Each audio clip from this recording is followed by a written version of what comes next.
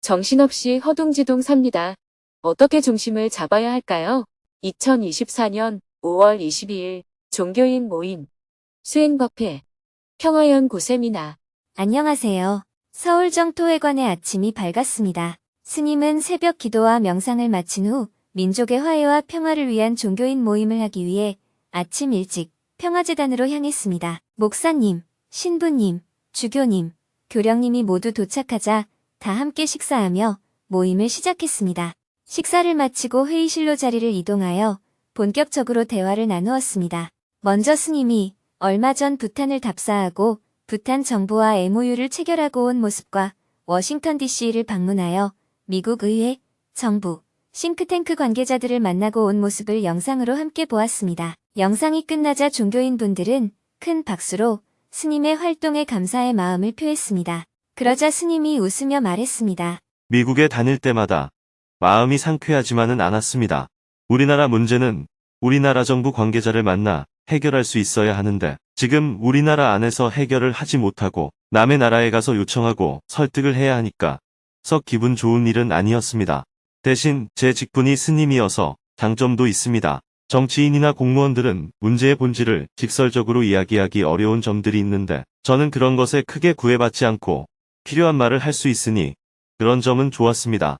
천도교 박남수 전 교령님은 스님의 공적을 정부가 좀 알았으면 하는 바람을 이야기했습니다. 스님께서 발로 뛰며 미국 의회, 정부, 싱크탱크 관계자들을 만나고 설득하는 것은 대한민국의 발전에 여러모로 중요한 역할을 하는 것인데 이걸 대한민국 정부에서도 좀 알아야 하는 것이 아닐까요?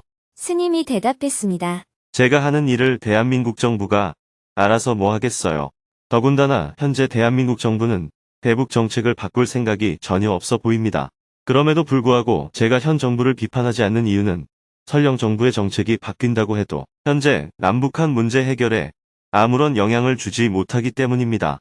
왜냐하면 북한 정부가 현재 남한과 소통할 수 있는 부서를 모두 없애버린 상황이기 때문입니다. 이제 남한과는 대화를 하지 않겠다는 의지를 표명한 것입니다.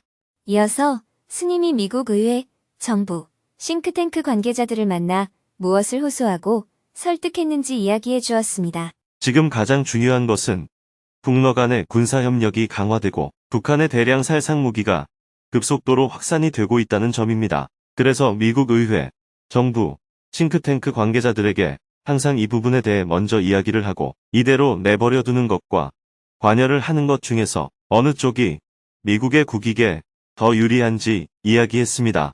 저는 늘 어느 쪽이 미국한테 더 유리한가 하는 질문을 하면서 대화를 나누었습니다. 북한의 대량 살상무기 확산을 중지시키는 방법. 예를 들어 현재 북한이 핵을 5개 보유하고 있다고 합시다. 미국이 북한을 이대로 내버려두면 앞으로는 핵무기가 50개로 늘어날 수 있습니다. 반면 미국이 적극 관여하면 지금 가지고 있는 5개에서 더 이상 확산되는 것을 막을 수가 있습니다. 이미 북한이 핵무기를 보유하고 있기 때문에 그걸 없애는 것은 지금 할 수 있는 게 아닙니다. 그런데도 자꾸 미국은 북한이 가진 핵을 없애야 한다는 주장만 하고 있으니까 대화에 진전이 없는 겁니다. 불가능한 걸 가지고 계속 이야기할 게 아니라 이제는 5개냐 50개냐 둘 중 하나를 선택해야 합니다.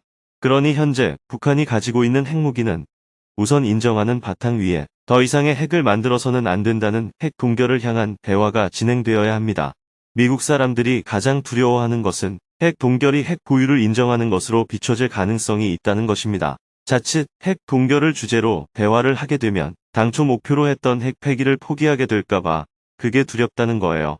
그런데 핵을 폐기하는 것은 이제 나중에나 할 수 있는 상황이 되었습니다. 우선 핵 동결이라도 해놓아야 합니다. 그런 후에 북한이 가지고 있는 핵이 너무 많다고 생각되면 경제적 지원이나 보상을 해주면서 점차 핵을 폐기해 나가는 쪽으로 문제를 풀어나가야 합니다. 핵 폐기를 고집하면서 계속 내버려 두면 동결은커녕 북한의 핵무기는 계속 증가하게 될 겁니다. 한미일 군사협력은 북한의 대량 살상무기 확산에 대한 안보적 방어수단은 되지만 북한의 대량살 쌍무기 확산 자체를 막는 역할은 하지 못합니다. 오히려 대량살 쌍무기 확산을 부추기고 있습니다. 한미일 군사협력은 북한이 가진 무기를 방어할 수 있을지는 몰라도 핵무기의 확산을 멈추는 근본적인 문제 해결은 되지 못합니다. 그래서 지금 가장 중요한 것은 북한의 대량살 쌍무기 확산을 중지시키고 위험을 낮추는 것입니다. 이것은 한미일 군사협력만으로는 안 되고 빨리 북한의 상황에 개입을 해서 그 위험도를 낮춰야 합니다. 여기에는 세 가지 방법이 있습니다. 첫째, 군사적 공격입니다. 그런데 미국이 북한을 군사적으로 공격하는 것은 한반도의 전쟁을 불러오기 때문에 현실성이 떨어집니다. 둘째, 북한을 봉쇄하는 것입니다. 그러나 미국이 지난 20년 동안 북한을 봉쇄해 왔는데 비핵화에 이렇다 할 효과가 나타나지 않고 있습니다. 셋째, 이제 남은 방법은 대화를 통한 관여밖에 없습니다. 대화를 하려면 북한도 관심을 가질 만한 무언가를 제안해야 합니다. 북한에서 오랫동안 요구해 온 것이 미국의 북한에 대한 적대시 정책을 폐기해 달라는 것입니다. 즉, 북한을 하나의 나라로 인정해 달라는 것입니다. 북한과 미국의 관계를 정상화하자는 것입니다. 지금 미국이 할 수 있는 일은 북한이 원하는 관계 정상화 카드를 제안해서 핵 동결을 시키는 수밖에 없습니다. 과거에는 북미 관계 정상화가 핵 폐기와 맞바꾸는 카드로 제안이 되었지만 이제는 상황이 바뀌었습니다. 핵 폐기를 붙들고 아무것도 하지 않는 것은 곧 북한의 대량 살상무기 확산을 방치하는 것밖에 되지 못합니다. 과거에는 협상을 마무리하는 출구 단계에서 북미 관계 정상화와 핵 폐기를 맞바꾸려 했지만 이제는 상황이 바뀌었기 때문에 전략도 바뀌어야 합니다. 출구 단계로 생각하던 북미 관계 정상화를 협상의 입구로 가져와야 합니다.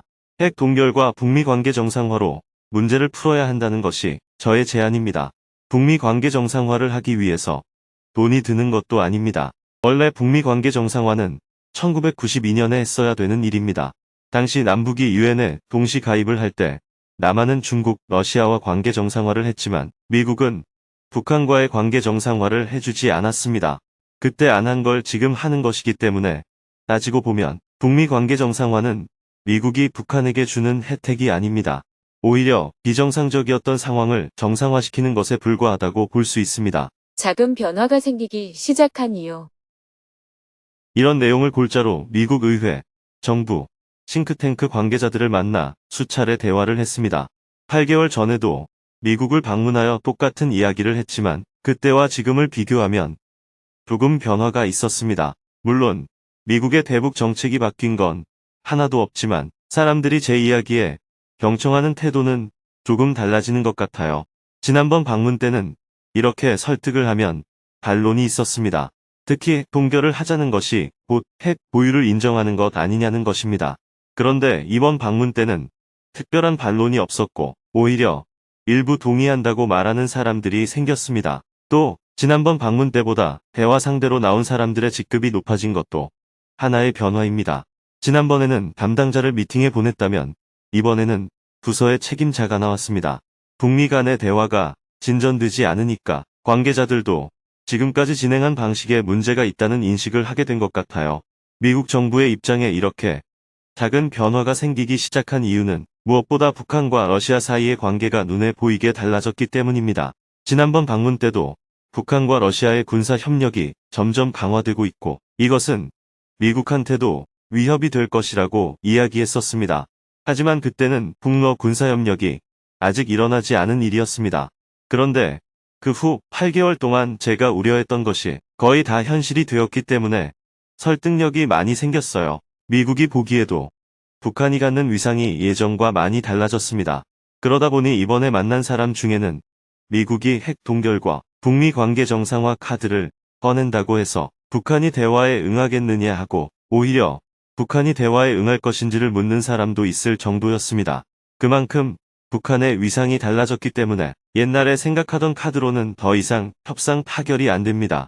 북한은 안보를 지키기 위해서 핵을 가져야 되고 국민을 먹여 살리기 위해 경제를 발전시켜야 합니다. 둘 다 포기할 수 없지만 둘 중 하나를 선택해야 한다면 아직 북한은 경제보다는 안보를 선택합니다. 그렇기 때문에 북한이 핵은 절대로 포기하지 않을 것입니다. 그러나 길게 보면 경제도 포기할 수는 없습니다. 러시아와 협력을 한다고 해도 그건 굶어 죽는 걸 면하는 정도이지 국민을 잘 먹여 살릴 수 있는 정도는 되지 못합니다. 결국 북한도 미국과의 관계 정상화를 하지 않고는 경제 개발을 할 수가 없습니다. 그러니 북한에게 핵을 폐기하라고 요구할 게 아니라 핵 동결과 관계 정상화를 먼저 하고 난 다음에 북한의 경제 발전을 논하면서 점진적인 비핵화를 설득하면 북한도 충분히 응할 가능성이 있습니다. 스님의 제안에 종교인분들도 모두 공감을 표했습니다. 하지만 스님의 제안을 미국이 받아들이기가 쉽지 않다는 측면도 이야기했습니다. 미국의 입장도 이해가 갑니다. 핵 동결은 북한을 핵 보유국으로 인정해 주는 것처럼 비춰질 수 있기 때문입니다. 미국 입장에서도 큰 산을 하나 넘어야 할 것 같네요. 벌써 남한과 일본에서는 핵 개발 주장이 제기되고 있습니다. 그렇습니다. 여기에 덧붙여서 늘 추가로 제기되는 문제가 있습니다. 북한에게 핵 폐기가 아닌 핵 동결을 허용하면 한국과 일본에서도 핵을 개발하려고 하지 않겠느냐는 우려입니다. 그러나 북한의 핵 동결을 허용한다고 해도 한국과 일본이 핵 개발을 하려고 하지는 않을 것이라는 것이 제 생각이에요. 한국 국민에게 핵을 가지는 것이 좋으냐는 여론조사를 하면 대략 70% 정도가 그렇다고 답합니다. 그런데 경제 제재로 굶어 죽는 위험을 감수하면서도 핵을 가질 의향이 있냐고 물어보면 그렇다고 답하는 사람이 10%도 안 됩니다. 북한은 굶어 죽으면서도 핵 개발을 하겠다고 하니까 여기까지 올 수 있었지만 한국이나 일본 사람들에게 지금보다 훨씬 못 살면서도 핵을 갖겠냐고 하면 거의 동의하지 않습니다. 그래서 그 부분은 전혀 걱정을 안 해도 됩니다. 스님의 미국 방문 소식을 충분히 공유한 후 다음은 종교인 모임이 지금 해야 할 일에 대해 대화를 나누었습니다. 우선 종교인 분들 모두가 가자지구에서 행해지는 민간인 학살에 대해 깊은 우려를 표명했습니다. 다음 달 모임에서는 이에 대해 종교인 모임에서 성명서라도 발표할 수 있게 준비해보자고 뜻을 모았습니다. 2시간 동안 대화를 나눈 후 스님은 6월 13일에 한반도 평화, 국민통합, 국가의 지속적 발전을 염원하는 만인대법회에 종교인분들을 모두 초대했습니다. 6월 13일에 꼭 시간을 내셔서 함께 마음을 모아주세요. 네, 그렇게 하겠습니다. 스님은 종교인분들을 배웅한 후 수행법 회생 방송을 하기 위해 정토회관으로 이동했습니다. 오전 10시부터는 정토회 회원들이 모두 화상회의 방에 입장한 가운데 수행법 회생 방송을 시작했습니다. 대중이 삼배의 예로 법문을 청하자 스님이 인사말을 했습니다. 지난주 수요일에는 부처님 오신 날을 맞이해서 많은 분들이 수고를 해주셨습니다. 초파일 맞이 연등 만들기와 연등 달기, 그리고 초파일 행사일에는 손님 접대와 여러 가지 프로그램을 진행하시느라 모두 수고 많으셨습니다. 이어서 6.13 만인대법회 준비에 온 힘을 기울여줄 것을 당부한 후 직문직설 시간을 가졌습니다. 사전에 질문을 신청한 4명이 스님과 대화를 나누었습니다. 그중 한 명은 육아와 직장일로 허둥지둥 정신없이 살고 있는데 어떻게 중심을 잡아야 할지 스님의 조언을 구했습니다. 정신없이 허둥지둥 삽니다. 어떻게 중심을 잡아야 할까요? 저는 전법회원 신청자 교육을 받고 있습니다. 과제를 하던 중에 남이 볼 때 바빠 보여도 정신없이 허둥대지 말고 내면에서는 중심을 잡고 살아야 한다 하는 내용의 의문이 생겼습니다. 저의 생활을 돌아보면 저는 자주 정신없이 허둥지둥 지내는 것 같습니다. 저는 대부분의 시간을 40개월 된 아이의 육아에 보내고 있고 일주일 내내 외부 일정이 있어 잠이 부족한 경우가 많습니다. 가족들은 늘 피곤해하는 저를 보기 어려워합니다. 가족들의 원성이 클 때는 그 말이 듣기 싫다가도 한편으로는 내가 중심을 잡고 있는 것인지 의문도 듭니다. 내면의 중심을 잡는 것은 어떤 것인가요? 내면의 중심이 잡히면 어떤 조건에서도 편안하게 지낼 수 있나요? 사람은 누구나 다 외부 환경에 영향을 받는 존재입니다. 법당에 가서 절을 할 때를 예로 들어보겠습니다. 그냥 집에서 법당이라고 생각하고 절할 때의 마음과 실제로 법당에 가서 절할 때의 마음을 비교해보면 구자가 자기도 모르게 마음이 더 경건해집니다. 경계에 구애받지 말고 한결같은 마음을 갖자는 것이 우리의 목표이지만 현실은 우리 모두가 환경에 영향을 받게 되는 존재라는 겁니다. 견물생심이라는 말도 있잖아요. 안 보이면 괜찮은데 보이면 욕심을 내게 됩니다. 안 들리면 괜찮은데 욕하는 소리가 들리면 화가 납니다. 냄새를 못 맡았으면 괜찮은데 맡으면 먹고 싶습니다. 먹어보고 맛있으면 더 먹고 싶고 피부에 부드러운 옷을 더 좋아하고 좋은 기억을 하면 얼굴에 웃음기가 돌고 나쁜 생각을 하면 얼굴이 경직됩니다. 이렇듯 우리는 외부 영향을 받습니다.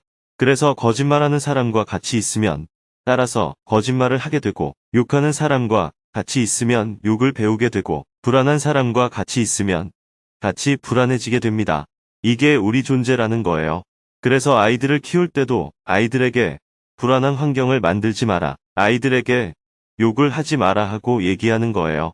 욕을 하게 되면 아이가 욕을 배우게 되고 환경이 어수선하면 아이의 심리가 불안해지기 때문입니다. 예를 들어 산길이 있는데 이 길로 쭉 가면 낭떠러지가 있습니다.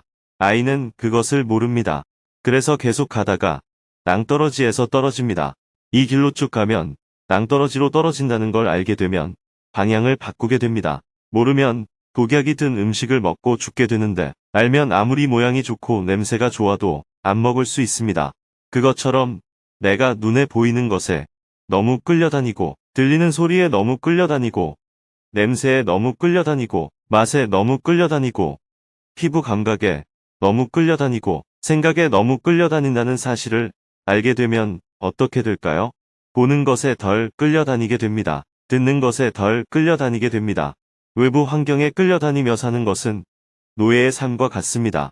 외부 환경의 조정을 받고 사는 것과 다름없으니까요. 즉, 누군가가 나를 조정할 수가 있게 됩니다.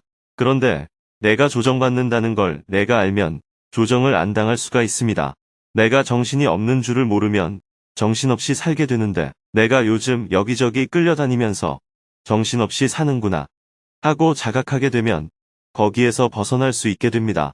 내가 들떠서 산다는 것을 모를 때는 계속 들떠서 삽니다. 그런데 내가 들떠서 살고 있다는 것을 알면 들떠서 살 수도 있고 차분하게 살 수도 있습니다. 첫째, 자기 상태를 알아차려야 합니다. 들뜨지 말아야 한다. 정신을 차려야 한다. 이렇게 결심할 게 아니라 지금 정신이 없으면 정신이 없는 줄 알아차리는 겁니다. 들떠 있으면 들떠 있는 줄 알고 화가 나 있으면 화가 나 있는 줄 알고 이렇게 자기 상태를 먼저 알아차려야 해요. 둘째, 계속 그렇게 살 것인가 하는 문제입니다. 낭떠러지를 향해 가고 있다는 것을 알아차렸다면 계속 가서 떨어져 죽을 것인지 멈출 것인지 내가 결정해야 합니다. 안 죽으려면 멈춰야 합니다. 들떠서 사는 게 좋으면 그렇게 살면 됩니다. 그런데 이렇게 사는 게 나한테도 안 좋고 아이 키우는 엄마로서 아이에게도 나쁜 영향을 준다는 것을 알아차린다면 멈출 수 있습니다. 어떻게 해야 하냐고 물을 필요가 없습니다. 어떻게 해야 하냐고 묻는 것은 그냥 지금처럼 살고 싶다는 얘기입니다. 내가 들뜨는데 어떻게 해야 합니까? 하는 질문은 그냥 계속 그대로 살고 싶다는 말입니다. 마음이 들뜨는 게 좋지 않다는 것을 안다면 어떻게 해야 하는지 물어볼 것도 없어요. 내가 들뜨고 있구나 하고 알아차리고 차분해져야지요. 내가 이대로 걸어가면 낭떠러지에서 떨어져 죽는다는 걸 안다면 어떻게 해야 합니까? 이렇게 물을 필요가 없습니다. 죽기 싫으면 멈추면 되고 죽고 싶으면 가서 떨어져 죽으면 됩니다. 어떻게 해야 합니까? 이렇게 묻는 것 자체가 내가 지금 어떤 상태에 있다는 걸 모른다는 의미입니다. 안다고 해도 피상적으로 알 뿐입니다. 독약이 묻어있는 걸 알면서 이거 먹으면 안 돼요? 하고 묻는다면 바보 아닌가요? 어떻게 하면 안 먹을 수 있어요? 하고 묻는 것도 바보 같은 질문입니다. 그냥 안 먹으면 됩니다. 먹으면 죽는다는 것을 확실하게 알면 아무도 그렇게 묻지 않습니다. 아는 즉시 먹지 않습니다. 좀 먹으면 안 될까요? 안 먹는 방법이 있어요? 이렇게 묻는 이유는 먹고 싶은 욕망이 너무 크기 때문입니다. 설마 먹어도 괜찮겠지 하면서 독약이 들었다는 사실을 인정하지 않는 겁니다. 질문자는 지금 들떠서 살고 있습니다. 이렇게 들떠서 불안하게 살면 아이한테도 나쁜 영향을 줍니다. 정신없이 허둥지둥 사는 것도 아이한테 나쁜 영향을 줍니다. 우선 엄마로서 아이한테 좋은 영향을 주지는 못하더라도 나쁜 영향을 주지는 말아야 합니다. 아이에게 좋게 대하지는 못해도 학대는 하지 말아야 합니다. 고함치고 때리는 것은 학대에 해당합니다. 좋은 일은 못해도 되고 안 해도 됩니다. 그러나 나쁜 일은 멈춰야 합니다. 아이에게 나쁜 영향을 준다면 엄마는 멈춰야 합니다. 어떻게 멈춥니까?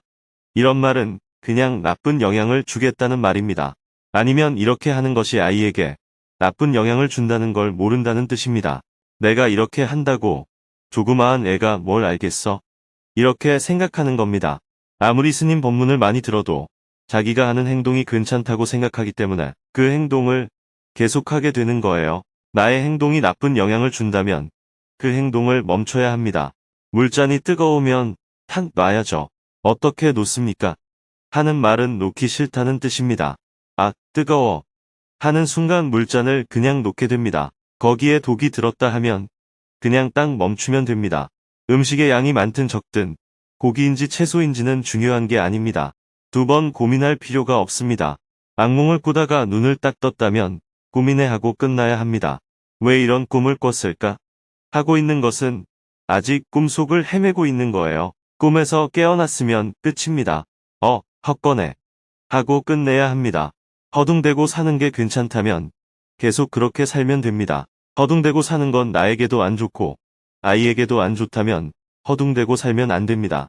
그럴 때 어떻게 해요? 이런 질문은 의미가 없습니다. 어떻게 하면 독약 든 음식을 안 먹을 수 있습니까? 라는 질문과 같습니다. 독이 들었다.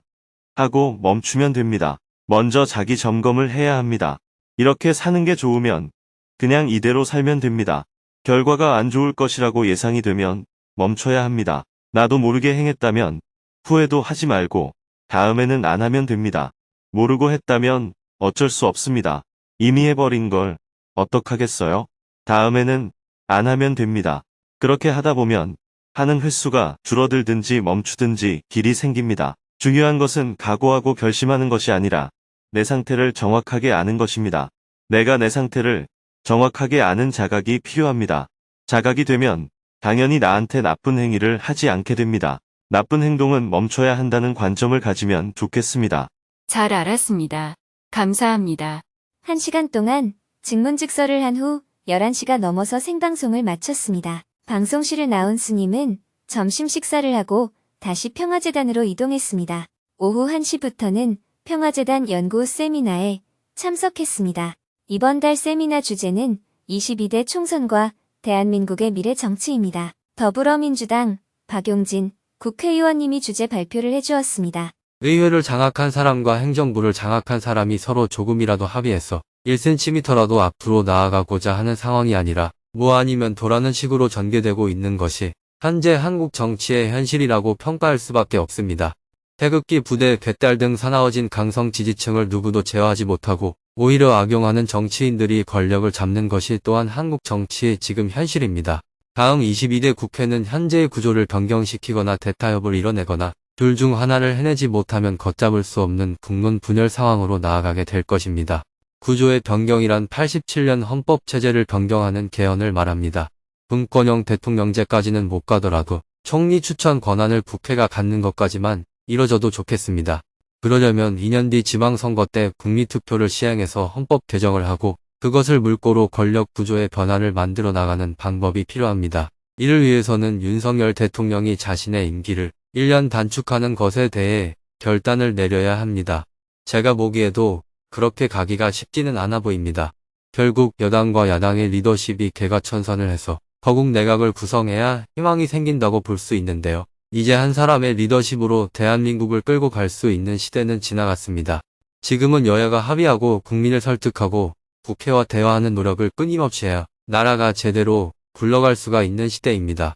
지금 한국 정치는 사나워진 지지층을 설득할 수 있는 리더십을 갖고 있는가 생각해 보게 됩니다. 이어서 박 의원님은 박정희, 조지 워싱턴, 만델라 등 어려운 환경 속에서 국민을 설득해냈던 리더십에 대해 소개했습니다. 특히 한국 정치의 구조적인 문제, 강성 지지층의 영향력, 그리고 개헌의 필요성에 대해 강조했습니다. 무엇보다 정치적 타협과 대화를 통한 문제 해결의 중요성을 이야기했습니다. 다양한 의견을 교환하며 한국 정치의 현재와 미래에 대한 심도 있는 토론을 할 수 있었습니다. 3시간 동안 토론을 한 후 스님이 마무리 말씀을 해주었습니다. 스님은 정치인은 어떤 마음을 갖고 정쟁에 임해야 하는지 조언을 해주었습니다. 어떤 정치인이 늘 하소연하는 이야기가 칼싸움만 하기로 해놓고 총을 쏘아서 억울하다 하는 겁니다. 정치인은 그런 말을 해서는 안 돼요. 왜냐하면 정치의 속성이 그렇기 때문입니다. 상대방이 규칙을 안 지켰다. 룰이 공정하지 못하다. 이미 기울어진 운동장이다. 이런 얘기는 사실 다 맞는 말이에요. 그러나 권력을 잡은 사람은 당원을 동원하는 것이 자신에게 유리하면 당의 주인은 당원이다 하는 것을 내세워서 규칙을 합법화시키고 대의원을 동원하는 것이 자신에게 유리하면 민주주의는 대의정치다 하는 것을 내세워서 규칙을 합법화시킵니다. 이런 규칙들은 권력을 쟁취하기 위한 수단일 뿐이에요. 나는 그렇게 하지 말아야 하지만 그렇게 하는 상대에 대해서 분노하면 내가 스트레스를 받아서 정치를 오래 하지 못합니다. 정쟁에는 온갖 수단이 동원된다는 것을 고려하고 정치를 해야 합니다. 나도 그 모습을 따라가면 나도 속물이 되는 겁니다. 그런 정치는 할 필요가 없습니다.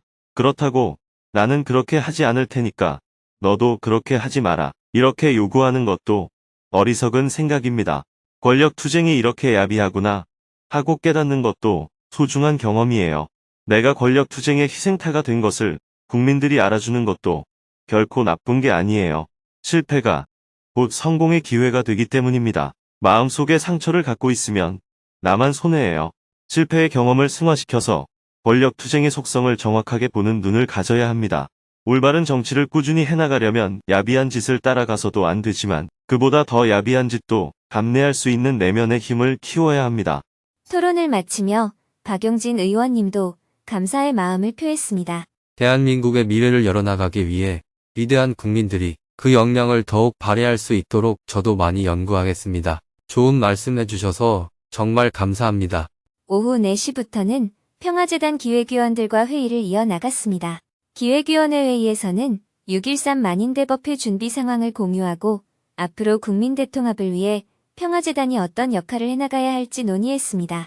회의를 마치고 나니 해가 저물었습니다. 저녁 7시 30분부터는 정토회관 방송실에서 저녁반 회원들을 위한 수행법회 생방송을 했습니다. 스님은 워싱턴 DC를 방문하고 온 소식을 공유하고 6.13 만인대법회에 모두가 마음을 모아줄 것을 당부한 후 질문을 신청한 분들과 대화를 나누었습니다. 3명이 사전에 질문을 신청하고 스님과 대화를 나눈 후 즉석에서 2명의 질문을 더 받았습니다. 그중 1명은 법륜 스님의 증문즉서를 학습한 인공지능을 개발해보면 많은 사람들에게 유익할 것 같은데 스님의 생각은 어떠한지 질문을 했습니다. 법륜 스님의 증문즉서를 학습한 인공지능을 개발해보면 어떨까요? 며칠 전에 남편이 이런 제안을 했습니다. 법륜 스님의 수많은 증문즉서를 AI를 통해서 챗GPT처럼 질문하고 답을 구하면 어떻겠냐는 말이었습니다. 내 상황에 맞는 증문즉설 내용을 인터넷에서 찾아내기도 힘든데 인공지능이 딱 맞는 답을 알려주면 좋을 것 같습니다. 또 수익이 나면 구호 활동에 쓸 수도 있으니 좋은 아이디어 같습니다. 그런데 가만히 생각해보니 질문자가 인천 사는 사람인지 강릉 사는 사람인지 모르는데 부처님처럼 서울 가는 길을 정확히 알려줄 수가 있을까? 하는 염려가 되었습니다. 남편은 시스템적으로 정교한 보완을 하면 될 것이라고 하는데 스님의 생각은 어떠한지 궁금합니다. 질문자의 남편과 같은 생각으로 사업 제안을 해온 사람들이 이미 많이 있었습니다. 공개된 증문즉설과 비공개된 증문즉설까지 합하면 그 수가 적어도 수만 개는 될 거예요. 수만 개의 증문즉설을 기반으로 AI 법륜 스님을 만들어 보자는 제안이었습니다. 앱을 다운받아서 고민이 생길 때마다 AI 법륜 스님한테 물어보고 답을 구하는 서비스를 개발해 보자는 거죠. AI 법륜 스님을 만들어서 보급하면 많은 사람들이 편리하게 자신의 고민을 해결할 수 있고 무엇보다 요즘 사람들은 사생활 문제에 대해 공개적으로 말하는 것을 꺼리는데 그런 사람들이 정신적인 어려움을 해결하는 데 도움이 될 것이라는 내용이었습니다. 그런데 인공지능이 수만 개의 증문즉서를 학습한다고 해도 인간의 마음이 작용하는 경우의 수는 그 수를 훨씬 넘어섭니다. 인간과 원숭이가 큰 차이가 있어 보이지만 유전자 구조로 따지면 큰 차이가 없습니다. 1% 정도 다를 뿐인데 인간이 되거나 원숭이가 되는 것처럼 큰 차이가 생겨날 수 있다는 겁니다. 그래서 인간의 제각각인 삶의 경우의 수가 정교하게 들어맞지 않을 때 AI 법륜 스님은 두루뭉술한 답을 내놓을 수 있습니다. 인공지능 기술은 아직 이런 한계가 있다고 볼 수 있어요. 이런 한계 때문에 정답 찾기가 자꾸 나오게 될 겁니다. 그러나 인생에는 정답이 따로 없습니다. 수많은 경우의 수가 존재하는 불확정성으로 인해 인생에는 정답이라는 게 없습니다. 그래서 AI 법륜 스님이 처음에는 도움이 되더라도 나중에는 부작용이 발생할 겁니다. 부처님의 가르침은 정한 법이 있음이 없다는 것인데 정한 법이 있는 게 되는 거예요. 이런 상황에서는 이렇게 한다 하는 정한 법이 생겨버리는 겁니다. 그래서 부처님 가르침에 안 맞는 일이 발생할 위험이 있습니다. 이런 이유로 AI 법륜 스님을 만들자는 제안에 대해 아직 수용을 못하고 있습니다. 일부에서는 우리가 안 하더라도 이미 공개된 자료가 많아서 누군가 이 자료를 바탕으로 AI 법륜 스님을 만들어 악용할 가능성이 있다고 주장합니다. 아직 좀 부족하지만 정토회가 AI 법륜 스님을 먼저 만들어야 오히려 부작용을 예방할 수 있다는 겁니다. 불교는 중도의 가르침입니다. 똑같은 상황에 처한 듯 해도 사실 시간과 공간의 찰나에 따라서 적정한 길이 조금씩 다 다릅니다. 인공지능이 아무리 많은 증문즉서를 학습해도 비슷하게 흉내낼 수 있을지는 몰라도 디테일한 측면에서는 부족한 점이 있습니다. 그런 이유로 이 문제를 아직 고려하고 있지 않습니다. 그런데 인공지능이 더 발달하면 누군가는 도용할 위험이 있으니 이에 대해 정토회가 미리 대비해야 한다고 보는 입장도 있습니다. 삶의 길에는 수많은 경우의 수가 있는데 AI가 이것을 몇 가지 경우의 수로 정해버릴 위험이 있습니다. 자칫 잘못하면 부처님 가르침을 정한 법이 있는 길로 오해할 소지가 발생할 수 있습니다. 그럼에도 불구하고 없는 것보다는 많은 사람에게 이익이 되는 장점이 크기 때문에 추후에 고려해 볼 여지가 있다는 정도로 이해하면 좋겠습니다. 감사합니다. 잘 알았습니다. 계속해서 질문들이 이어졌습니다. 대화를 마치고 나니 밤 9시가 넘었습니다. 오늘도 긴 하루였습니다. 내일은 오전에 북한 전문가들과 조찬 모임을 하고 오후에는 충남대학교에서 급변하는 안보 환경과 한반도 평화 2.0의 모색이라는 주제로 전문가 포럼을 할 예정입니다.